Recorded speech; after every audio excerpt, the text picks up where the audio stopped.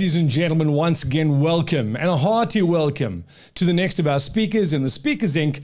We Speak Global Speakers Showcase series. Today, it gives me great pleasure to introduce to you Mimi Nicklin. She's an author, an experienced marketer and communications specialist based currently in Sri Lanka, has traveled the world extensively, aspiring yet accessible with a charismatic and infectious screen presence. Mimi is also a keynote speaker and columnist. She is going to talk to you and I about empathy and its role in the workplace, its role in everyday life. It truly is a fascinating subject. Ladies and gentlemen, will you please help me to welcome Mimi Nicklin. Hello and welcome. My name's Mimi Nicklin and I'm the founder of a platform called Empathy Everywhere. And I'm here today to talk to you a little bit about organizational empathy, why we need this in our world and in our societies, and my journey to get here. So to give you a little bit of background, I haven't always done this work. I've been in marketing and advertising agencies for the last 15 years all around the world. And when I faced the pandemic in 2020, I felt a real need to start communicating and writing about empathy, a skill set I had been using in all of my leadership life, and how that might help us elevate, move, shift our world in the years ahead. I never planned to become an author. In fact, I never planned to build this platform. But the way the journey has continued has allowed me today to speak to people just like you about why we need more understanding in society, between us, and of course, in our businesses. Now, the question I really want to start with today is this. Is empathy our secret superpower in the business world? Now, a little bit of a teaser here. I think the answer is yes, but I'm hoping that by the end of this session today, I can convince you that indeed, as leaders and in business, empathy truly is our secret superpower. Now, why? Why is that? And why do I do this work? Well, as I said, I've been in corporate, I've been an entrepreneur, I've had a very multifaceted journey. And I believe that the more the world talks about empathy, the more empathy the world will have.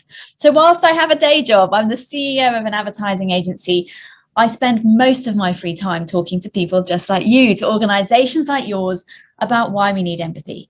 Empathy is a deeply evolutionary skill set. We're all born with it. None of you have more or less than anyone else, and yet we are underutilizing it in our workplaces. This critical skill that makes us human is facing a deficit. And today I'm going to talk a little bit more about that. But the reason I get up every day to do this work, to join you today, to speak to businesses like yours, is because I truly believe that the more we have this conversation with each other as leaders, with HR teams, with our staff, with our employees, the more empathy we can create. And there are no business indicators, literally none, that don't improve when we see more empathy in the workplace. So let me tell you a little bit more. Now, this all began in 2006 when President Obama, before he was president, stood up and he addressed his audience and he said, I know there's a lot of talk about our federal deficit, but I actually think we should be talking about our empathy deficit. Now, that was 16 years ago, and us humans being humans, we've done very little about it. Pace of life, speed of change, we're all around the world, we're all very busy, and we have done very little to face this empathy deficit, to recognize it, or to stop it in its tracks. So for all of those years, we have been increasing the decline of this critical skill set. Now, as I said, this is a skill set that makes us human. Empathy is our ability to connect as human beings. We can't build a table, let alone an organization, if we don't understand each other. And yet, over the last 30 years, we have seen nearly 50% of this critical human skill set drop out of society. So when we look at data over 3 decades, we see nearly half of our empathy has declined. And we see the impacts of that all around us all the time. We now have nearly 300 million people with depression, the highest levels of depression we've seen in history. In fact, the cost of depression and other associated illnesses to our healthcare system worldwide is now our highest burden. We have a crisis in burnout. We have the highest levels of burnout we've ever had. And we have a loneliness endemic. So whilst we're still facing a health pandemic around the world, The loneliness endemic is actually far wider reaching and deeper touching to our society at whole. It is creating problems across all areas of our work. So we have this deficit, this empathy deficit all over the world. Now, when I discovered this space, I hadn't, as I mentioned at the beginning, I hadn't been in the empathy space my entire career. In fact, what I thought I was using as a leader was intuition. I had thought most of my career that my ability to connect and to understand people was a deep sense of intuition, which I do believe I have. But one day I was sitting with a business coach, and she asked me to reassess that definition. And she said, Mimi, can I stop you and ask you a question? Is what you're talking about intuition, or is it empathy? Now, at the time, I said, no, it's not empathy. It can't possibly be empathy. What's empathy in the workplace? But I then started to study empathy, and I came across what you can see on screen now, the empathy deficit, this drop off of empathy in our world. And once I started studying this, I couldn't stop writing. It became to me the most important skill set that we have in our workplaces today. And yes, this is a skill set. Empathy is hardwired into your brain, into the prefrontal cortex. This is not a soft skill. This is not an emotion. This is a hard skill set. Hard to master, hard to find, and very hard to sustain. But when you get it right, we are able to fill this deficit, this gap between us as human beings, leaders and teams, employees, us with our suppliers, our clients, our industry. So we're suffering with an empathy deficit, and I'm extremely passionate about helping teams like yours understand how filling that deficit is beneficial for our businesses, for creativity, for morale, motivation, and happiness in our workplaces. Now, I'm pleased to say that in the last few years, this has become a trending conversation. So back in 2019, when I had my publishing deal for the first time, no one was talking about empathy. In fact, I remember calling my mum and saying, Mum, guess what? Someone's going to publish my book. And she said to me, darling, that's wonderful, but who wants to read a book about empathy? So, well, thanks, Mum. But she was right. Okay. In 2019, no one was talking about empathy, certainly not in the workplace. But today, this is a trending conversation that is gaining traction all around the world. You can see some samples on the screen, whether that's in marketing, in tech, in education, in retail, the empathy economy. If you Google empathy and leadership from Forbes to Entrepreneur to Harvard Business Review, you will find endless links in 2022. So this is a trending conversation. It has changed massively in the last 2 or 3 years.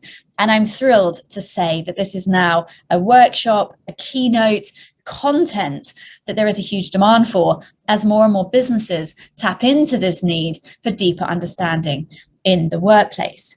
The conversation is changing. So since Barack Obama spoke about this in 2006, we now have leaders like Jacinda Ardern, the Prime Minister of New Zealand, talking at Davos, so one of the world's most sort of foremost economic platforms for leadership and change, saying what the world needs now is the quality of empathy. So this is now sitting in politics, it's sitting in society, it's sitting in workplaces. We need to understand each other if we are to overcome the substantial challenges and tumultuous world out there that we continue to face as leaders on a daily basis.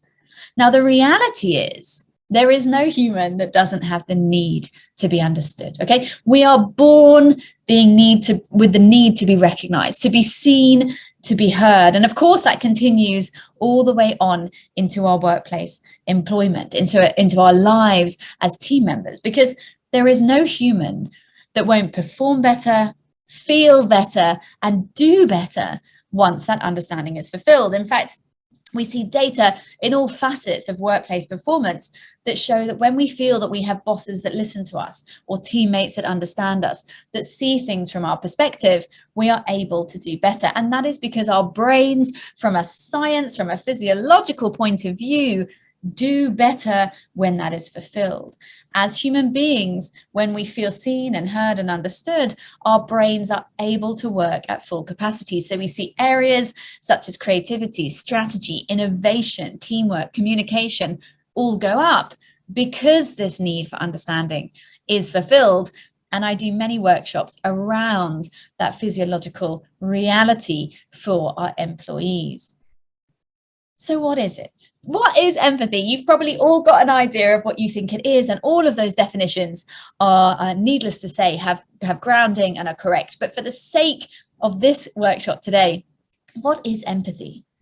Fundamentally, we're talking about the ability to recognize or respond to the reality of someone else. You're able to see their viewpoint. You're able to see why they are performing, behaving, or saying what they are. So if you've got a very grumpy email from someone today, or a very aggressive energy in a meeting, why is that? What do they experience? How are they seeing the world around us? Perhaps it's a supplier who wants to end a relationship or wants to reduce your fees by 10%. Empathy is your ability to see the world from their perspective and therefore communicate, connect, build relationships more efficiently because of it. This is a corporate skill set. We're not born with a fixed amount of it. It is a competence we can master. Hence, I do the work that I do, teaching, training, and inspiring workshops and teams as to how they can have more understanding and therefore do better in their businesses because of that understanding. It is a workplace currency. As I touched on earlier, this is connected to the performance of your brain. And of course, our cognitive abilities matter hugely. That's why you have the job you do, right? People hire you for the skill sets that you have. But how we deal with each other, our ability to connect with us, our audiences, our consumers, that is the key to sustainable excellence and performance. However great your skill sets are, if you're not able to connect with people, you are not able to sustainably continue that service, that skill set, that offering. You're not able to sell, you're not able to build loyalty.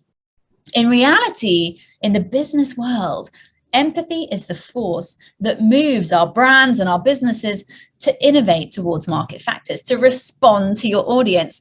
How are you ever going to create products for people if you don't understand them? How are you able to tailor new contracts or solutions for your partners or clients if you don't know what they're looking for? So empathy is a force. It is momentum. It is your data set that allows you to understand those areas much more efficiently and effectively. Fundamentally, empathy makes us money from tapping into our shared humanity. It recognizes that we are all far more alike than we are different. Whatever specialisms, departments, or areas you come from, at the core of it, we're all human beings. And our ability to understand that allows us to capitalize on that in a very positive way that builds our businesses whilst protecting human beings. I talk a lot about balancing humanism with capitalism. How do you bring them together to equally serve those two entities? The final piece of this is that it also makes us happier. And who doesn't want to be happier in the workplace? This is probably my favorite piece of data, because in our brains, through an evolutionary process, when we've looked at MRI scanning, so we scanned the brain, what we know is that when we empathize, when we are using empathy, or when we're sensing empathy, the parts of our brain that light up also impact the parts of our brains that light up our happiness, our joy neurons in our brain.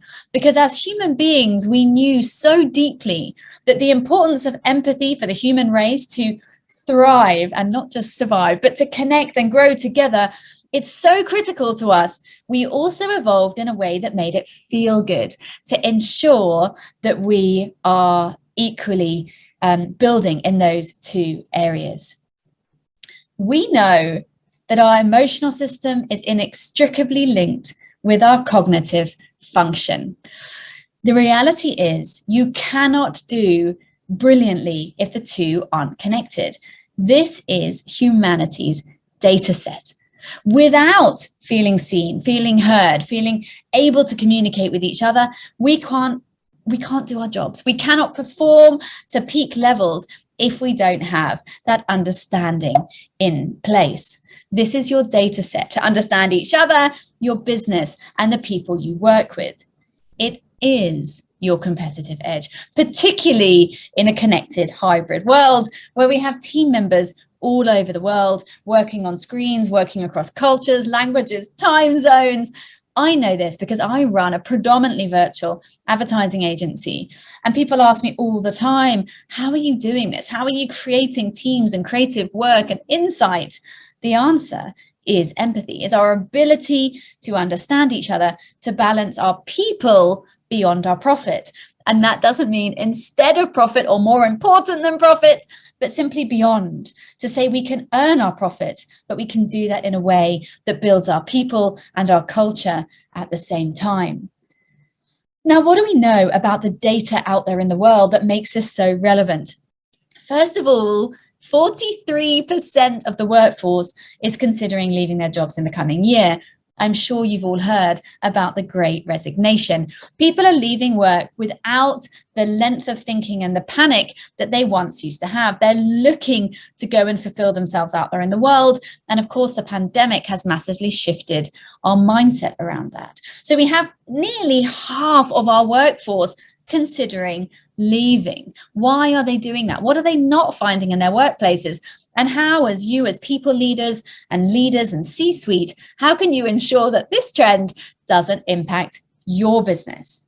Well, 77% of people are willing to work more hours, perform better, dedicate more for a more empathetic workplace. So nearly 80% of all employees are saying they would be in the office more, want to stay, want to be part of it, if empathy is higher, if they feel valued and understood. So you can begin to see the data pattern here. People are leaving, and yet there is an even higher percentage willing to stay if they see that empathy increase. 60%, this is unbelievable, would accept a reduced salary for more empathy at work. So we hear more and more that it's not just about money and the old sort of benefit packages that used to inspire people. 60% of people are saying, actually, I'd rather have less money and a more empathetic workplace where I feel valued and seen and heard, and that would change how I assess my role going forwards or new jobs out there in the marketplace. We also know that this is a leadership skill set that the executive headhunters, that the recruitment companies are looking for, with 8 out of 10 job descriptions now asking for empathy as a skill set to find that match between these businesses and employees. 79%, so another nearly 80% of people would leave their role, their industry, or their experience for more empathy at work. That means that people are willing to leave everything they know, everything, their whole experience set, their category, their industry. They're willing to leave everything behind to find more empathy, to feel more human, to feel more understood. And again, tapping into that first stat of nearly 50% of people willing to leave their job or looking to leave their job in the year ahead. People are demanding this. This is no longer a nice to have. This is a critical business skill set if we are to sustain and build our businesses. So what are some of the key reasons, beyond those that I've already shared, to really build this in your business? What is the ROI of empathy, the return on investment of empathy? The first would be deeper connectivity and relevance with your consumers or clients, your marketplace, the ability to understand them, the ability to stay relevant, to have messages they resonate with, even to write better emails, right? The ability to understand who you're speaking to and talk to them in a way, offer them products or services in a way that actually means something to them.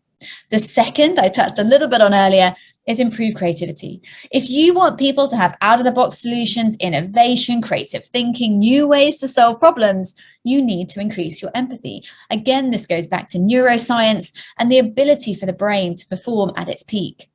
You will have heightened ability to sell ideas and receive feedback. So if you're a business in sales, or you pitch, or you need to convince people to buy your work, your ideas, or your services, you're going to find that improved when there's higher levels of empathy with each other, with your audience, with your clients. Equally, receiving feedback, the ability for people to hear your feedback, the ability to offer feedback improves when there's shared connection between people. Increased product and digital innovation. Again, for similar reasons as creativity, when we see high levels of self-censorship in a workplace, which is always high in sort of cold or disconnected workplaces, you see very low levels of innovation. Because when people are self-censoring, they're not sharing thought, they're not sharing their true opinions, they're not open to ideas. When we see self-censorship decline, because empathy is high, because people feel that they can speak and share and be open, we see product and digital innovation increase, more thinking outside the box, more ideation and speed for change. We see increased motivation and performance within teams. I think I've touched on that today. People feel connected. They feel that they want to work harder, longer hours. They want to stay parts of teams. We see loyalty go up. We see length of tenure go up, resignations reducing, sick days and absenteeism reducing. So there are all kinds of human capital indicators that improve when empathy is high. And finally, improved emotional and mental wellness in the workplace. So as I mentioned at the beginning, we have a mental health crisis in our workplaces. When there are higher levels of empathy, we have higher ability to manage, control, improve these areas for our teams, make our workplaces more psychologically safe, make people feel happier, more comfortable, more motivated in the workplace, make conversations about these areas easier to have and more open. So wherever you look across the spectrum of business performance and key performance indicators, when empathy is high, the business improves, the people improve, our innovation and creativity improves, business improves when higher levels of empathy are in place. Now, why does this matter? Beyond everything I've already said, beyond your business growing and your people being happier and longer lengths of stay in the business and all of those wonderful things, it matters because these are values that matter. Okay, these are values that we developed as humankind. And a society without values is arguably devoid of humanity. And a society without humanity is a very scary reality. And I would argue that today, when you put on the news, you put on CNN or whatever you're watching, we're seeing this all the time. Societies with a lack of humanity, with a lack of respect or understanding for different areas of our communities, for areas of bullying or cyber issues or violence or aggression or disconnect. All of the isms go up when empathy is low, whether that's racism, ageism, sexism, all of the isms go up when there is a lack of understanding, a lack of empathy, a lack of humanity. This is a scary reality, and it's one we have the control to change. It was Virginia Woolf, she's a British author, she was a British author, who said, though we see the same world, we see it through different eyes. Now, today, you've all watched me in the same environment, the same earrings, the same backdrop, the same slides. But what you heard, what you resonated with, what you enjoyed, what you'll remember will all be different. Because whilst you all saw the same presentation, you saw it through your lens, through your eyes, through your context and reality. It is empathy that makes that different.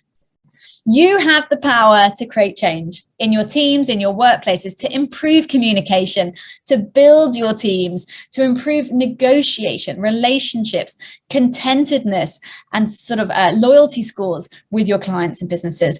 Empathy is a choice, and it is a choice and a skill set that you can build and own in your business. Mimi, thank you very much for being with us. Your very unique perspective in that message came through loud and clear. I most certainly do have a couple of questions. I'm going to start getting straight to business. The connection between empathy and burnout. There's obviously a connection. Talk to us a little bit about that connection. Absolutely. And it's a question I get asked all the time, but it's actually not right in that there is a connection, but it's not the one that everybody thinks. So lots of people ask me, if I empathize too much, am I going to burn out or am I going to get tired? Those types of questions. But actually what the scientific data shows is that when empathy is high, burnout is low. So from an evolutionary perspective, the way our brains work, actually, when I think I mentioned this earlier, that when we are empathized with, we see a change in our brains that creates joy. It actually uses the hormones in our body that create energy, create joy, create optimism. So actually, when you are seeing high empathy environments, we see lower levels of burnout. And lots of that data comes out of the hospital and medical system when studying doctors and patients in very highly tense scenarios. And when those levels of empathy, mutual understanding, connectivity are higher, we see people able to work longer hours with more consistency, higher levels of motivation and morale. So there is a connection, you're right, but it is an adverse one. So as empathy goes up, burnout goes down. I love that though, because it gives you even more reason to be empathetic, because it helps you too. As the giver, it most certainly does assist you as well, which I think is just another wonderful reason to do exactly that. In terms of empathy, would you consider that a soft skill? Absolutely not. That's again one of the things I spend most of my days educating people with around the world. It is a hard skill. It's hard to master, it's hard to find, and it's hard to maintain. Empathy is without a doubt a skill set. And one of the questions I often get asked within this realm is the difference between empathy and sympathy. And I can answer your question by answering that question as well. So yes, please. Emotions like empathy, pity, very good emotions. They're emotions that help us be human, but they are emotional. I feel sorry, sad, pity for you, right? They're emotions.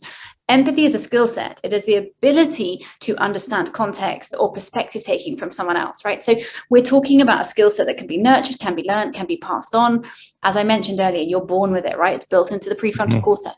So this is a skill set that we're able to teach and train. And of course, the more you practice, the more likely you are to use that. In fact, the last words in my book over there, the very last words are practice makes permanence, right? Because the more you use your empathy, the more permanent a skill set that becomes. And of course, we've touched today on many of those benefits. So no, it is definitely not soft, and it can be quite challenging to maintain and to keep up. It is a hard leadership skill to really master and maintain. But as we've touched on today, the benefits are endless if you get it right. Just so valuable. I couldn't agree more. Now, you've had the opportunity throughout your career of traveling the world, and I'm going to ask you a bit of a difficult question, I think, because it's almost asking which child is your favorite child. Do you find that different countries around the world have different levels, find one country more empathetic just by nature than others in terms of parts of the world and around the world? You don't need to be specific, obviously, but do you find it does change as you travel? It does. And mainly, although, as you sort of mentioned there's not formal data around this yet, but anybody listening that wants to do that with me, we should do it, because to track this would be fascinating. Yes. But what I do know is that there is a great difference between collectivist and individualistic societies. So in continents like Africa, like Asia, where we see far more natural collectivism in terms of how people are living, culture, even the formation of towns, villages, cities, that type of thing, we see higher levels of natural empathy. And that is because empathy is shared, grown and learned through other people. I touched today a little bit about the loneliness endemic and the impact of people being alone, right? Of course, if you're alone all the time, whether that's literal or figurative, you're not using your empathy. You're not actually leaning in and using that skill set that we've just touched on.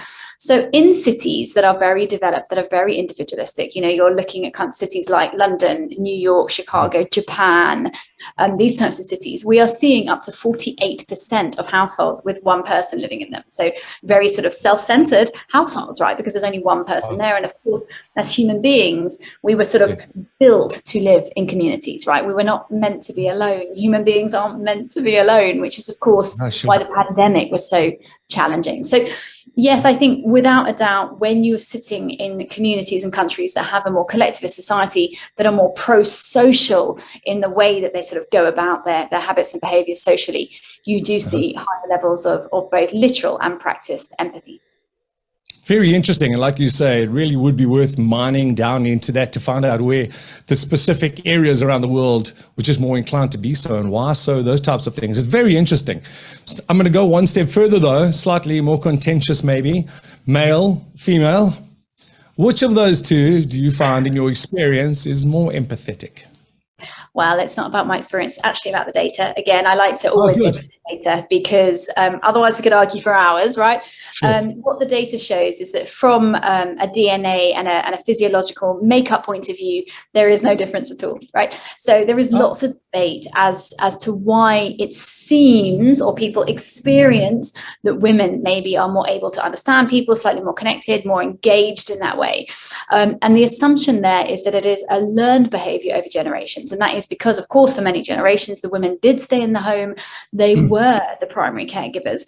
And in that role, particularly in multi-generational households, which touches back to this collectivist society, the women naturally, over many generations, had to learn to understand and empathize with the people in the home and in the community in order to create growth, right? To thrive, to feed the family, to find opportunity, to succeed.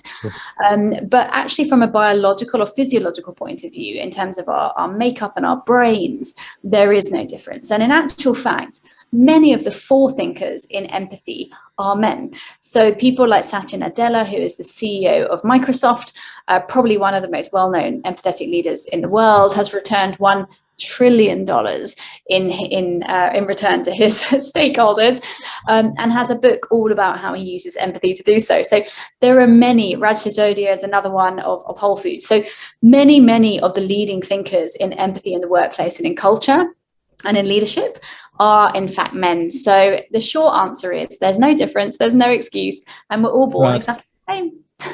Well, I like that. No excuse. I like that. That was very good, because I think it's one of those things. If you have no empathy, I mean, it's the cause for all sorts of consternation, right?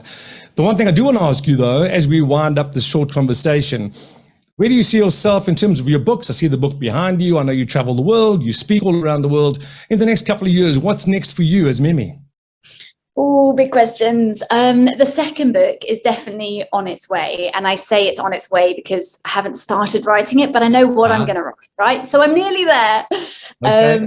But I have a really great concept now for where that's going to go. And I want to focus a little bit more on curiosity, because my learning through this journey is that curiosity really is the foundation to all empathy. So the second book, still in the same space, still looking at human connection and leadership, is going to unpack curiosity a little bit more. I have a brand new podcast coming soon as well. And as you said, lots more global travel. So lots going on. And I'm busy building my advertising agency out of Dubai, which is a global business also built on empathetic branding and how we build brands and stories through empathy. So lots going on. A huge amount going on. In fact, that should have been the first question. I think you could have talked about that for 7 or 8 minutes easily. Thank you, Mimi, so much for your time. Really do appreciate it. I know you're rushing off to do another engagement in just a couple of minutes. So I'm going to say on behalf of everybody who's been watching today, courtesy of Speakers Inc., we speak Global Speakers Showcase Series. This is Mimi. If you would like to find out more about Mimi and how she could be part of your particular event, please simply log on to speakersinc.com, find all the details, talk to Bronwyn, talk to Duncan, and you can find out how you can make Mimi part of your next event. Have a wonderful day, and we'll see you all again real soon. Thanks so much. Cheers.